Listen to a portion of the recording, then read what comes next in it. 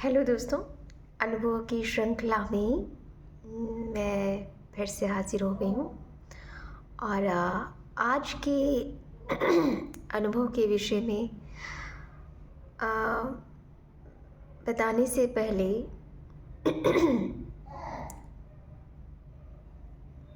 एक बात कहना चाहती हूँ कि हम दूसरों की बातों को तब तक एक्सेप्ट नहीं कर पाते हैं जब तक हम खुद उस चीज़ से गो थ्रू नहीं करते हैं। और जब हम उस चीज़ को एक्सपीरियंस कर लेते हैं तो हमें भी उस बात का एहसास हो जाता है कि वो बात कितनी सच है। तो जो मेरे एक्सपीरियंसेस हैं वो मेरे पर्सनल एक्सपीरियंसेस हैं, उनकी प्रामाणिकता सिर्फ मेरे तक ही सीमित है।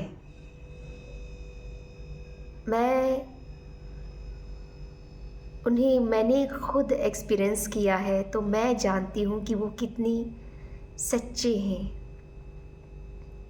पर हो सकता है कि वो किसी के लिए एक जस्ट गॉसिप ही हो, पर मुझे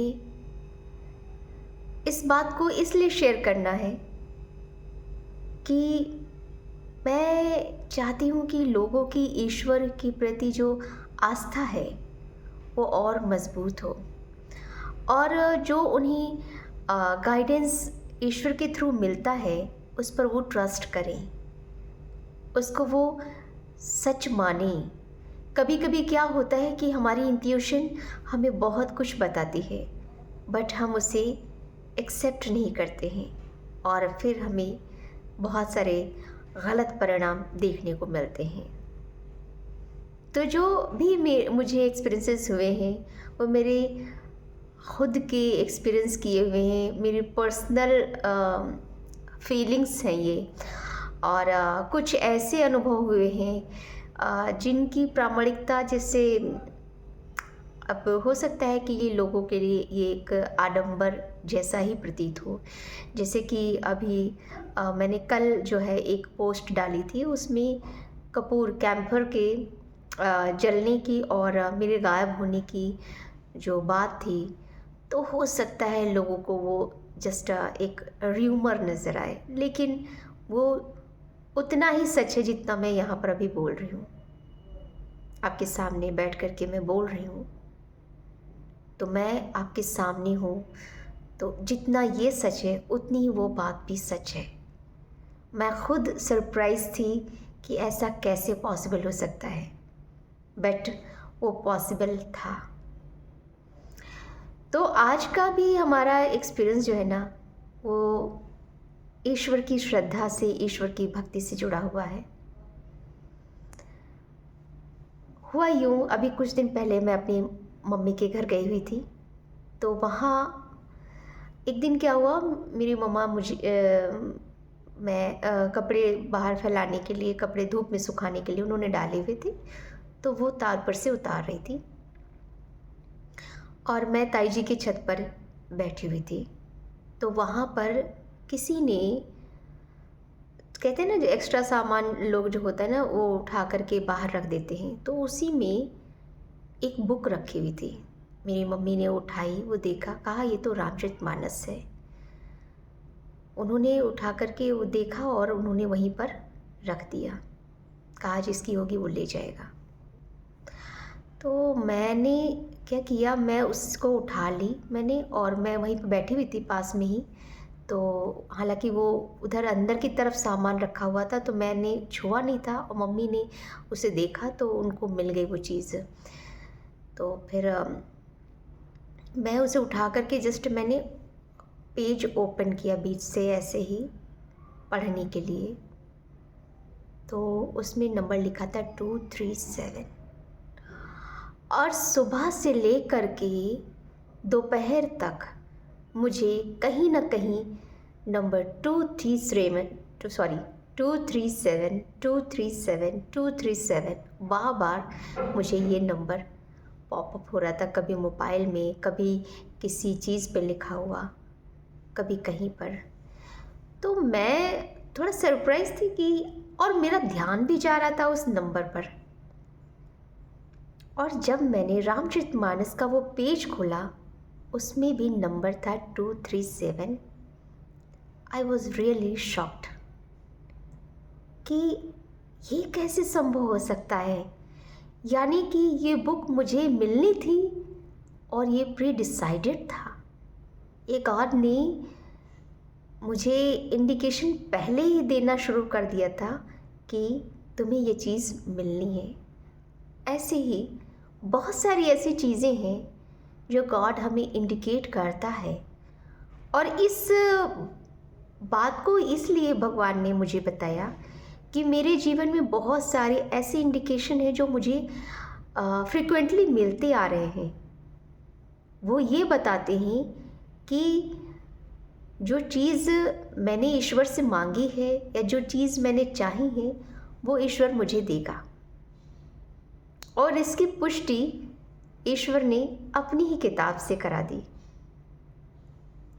तो गॉड हमें इंडिकेशन देना शुरू कर देता है जब हम गॉड पर पूरी तरीके से सरेंडर हो जाते हैं। तभी कहा जाता है कि आप पूरी तरीके से खुद को सरेंडर कर दीजिए। स्पिरिचुअल जर्नी में जब आप खुद को पूरी तरीके से सरेंडर कर देते हैं तो गॉड अपने हिसाब से आपके लिए चीज़ें तय करना शुरू कर देता है, आपको गाइडेंस देने लगता है।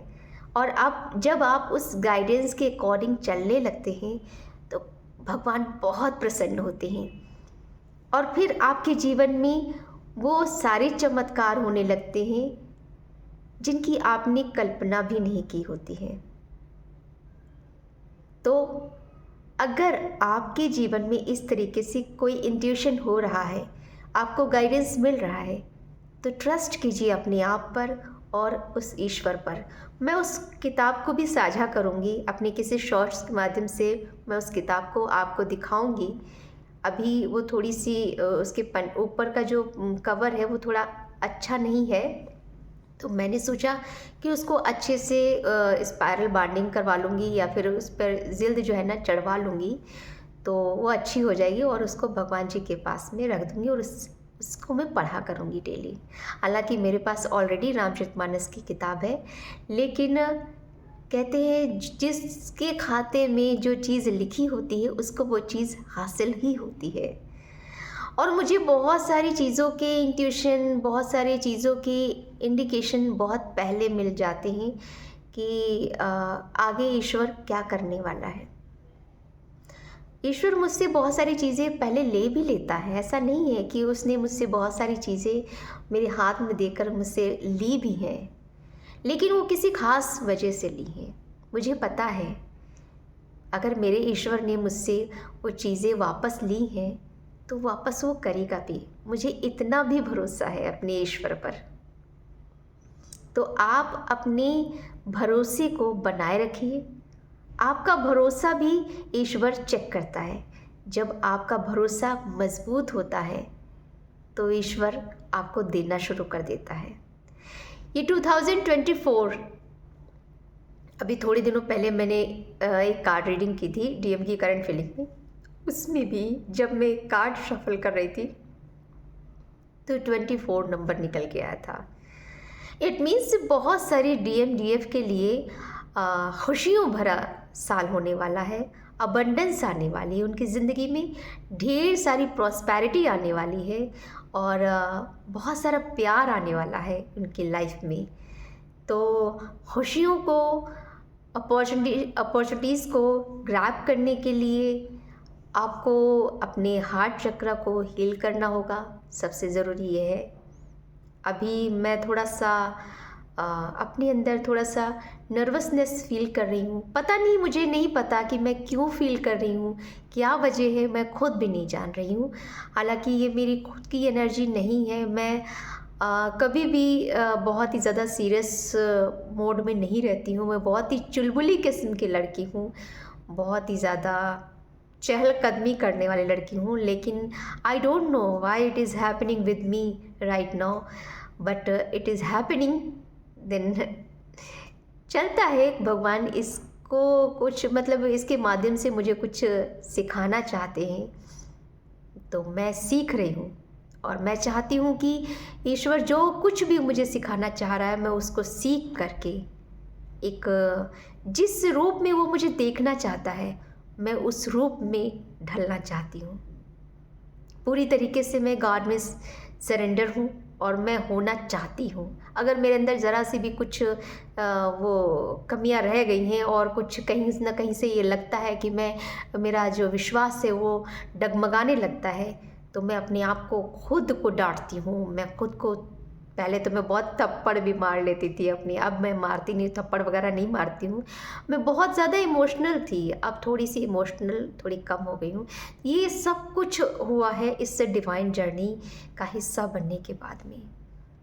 2019 के बाद में मेरे जीवन में धीरे धीरे धीरे धीरे धीरे धीरे परिवर्तन हुए हैं और आज मैं थोड़ी बहुत स्ट्रॉन्ग बन गई हूँ। पहले मैं बहुत ज़्यादा इमोशनल हुआ करती थी।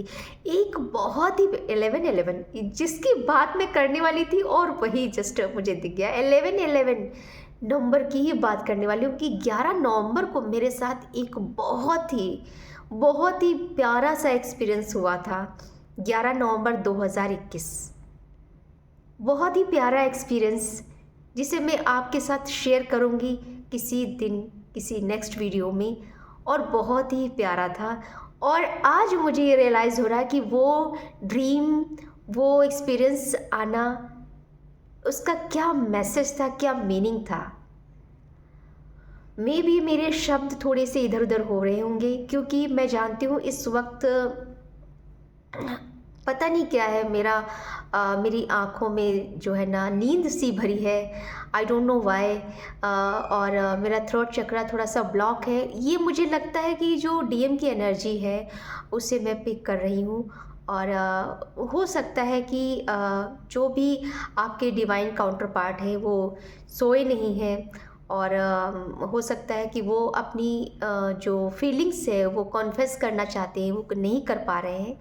तो इस वजह से आप लोगों की जो वो कलेक्टिव जो एनर्जीज़ है वो मैं पिक कर पा रही हूँ।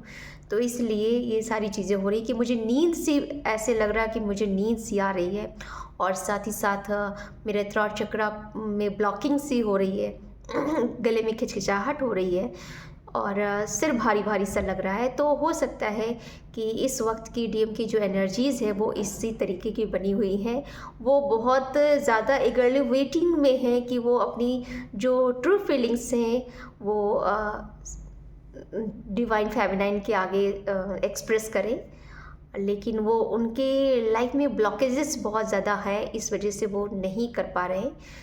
तो आप लोग देख लीजिएगा कि आपके साथ में ये कितना रेजोनेट करता है। देखिए, मैंने ये वीडियो बनाई थी एक्सपीरियंस पर, और मैं कहाँ पहुँच गई। ऐसे ही होता है मेरे साथ में है कि मैं बनाती कुछ और, पहुँचती कहीं और हूँ ये हो जाता है। कभी कभी आपकी ज़िंदगी में कुछ चीज़ें ऐसी भी होती हैं कि आपने जो सोचा होता है वो नहीं होता है, जो होना होता है वो होकर रहता है। तो डिवाइन पे छोड़ दीजिए चीज़ों को, कर्म करते रहिए, अच्छे कर्म कीजिए, और इंट्यूशन की सुनिए, और साथ ही साथ आपकी इंटेंशंस अगर क्लियर है तो आप को कोई हरा नहीं सकता।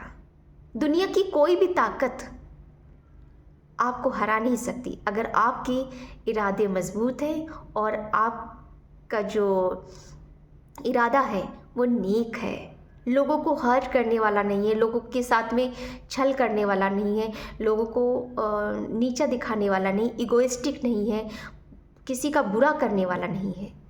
अगर आप किसी का बुरा नहीं चाहते हैं तो ईश्वर आपके साथ में बुरा होने नहीं देगा। कुछ पल के लिए हो सकता है उसकी काली छाया आप पर पड़ सकती है, जब सूर्य भगवान और चंद्र देवता पर ग्रहण लग सकते हैं। तो हम तो आम इंसान हैं, तो हम लोगों की ज़िंदगी में ग्रहण ज़रूर लग सकता है, पर एक वक्त के बाद वो ग्रहण भी हट जाता है, और जिन्होंने लगाया होता है ना उनको हारना पड़ता है। तो मैं चाहती हूँ कि हमको भी सद्बुद्धि मिले और ईश्वर उन लोगों को भी सद्बुद्धि दे जो इस तरीके के कामों में लिप्त रहते हैं। फिलहाल इस वीडियो में इतना ही। एक्सपीरियंसेस की श्रृंखला में अभी आगे जो 11 नंबर की जो एक्सपीरियंस है वो मैं कल या परसों में वो वीडियो लेकर आने वाली हूँ। तो आप लोग इस वीडियो को ढेर सारा प्यार दीजिए और सब्सक्राइब अगर आपका दिल करे। अगर आपको मेरी वीडियोस अच्छी लगती हों या फिर मेरे जो दी हुई जानकारियाँ वो आपको अच्छी लगती हैं तो आप सब्सक्राइब भी कर सकते हैं। साथ ही साथ अगर दिल को मेरी बातें छू रही हैं तो लाइक भी कर सकते हैं। अदरवाइज़ कोई दिक्कत नहीं है, आपका जो इच्छा करे आप वो कीजिए, क्योंकि सबसे ज़रूरी है आपकी फ्री विल। अगर आपका दिल है तभी आप उसको देखिए, तभी आप उसको लाइक कीजिए, तभी आप उस चैनल को सब्सक्राइब कीजिए।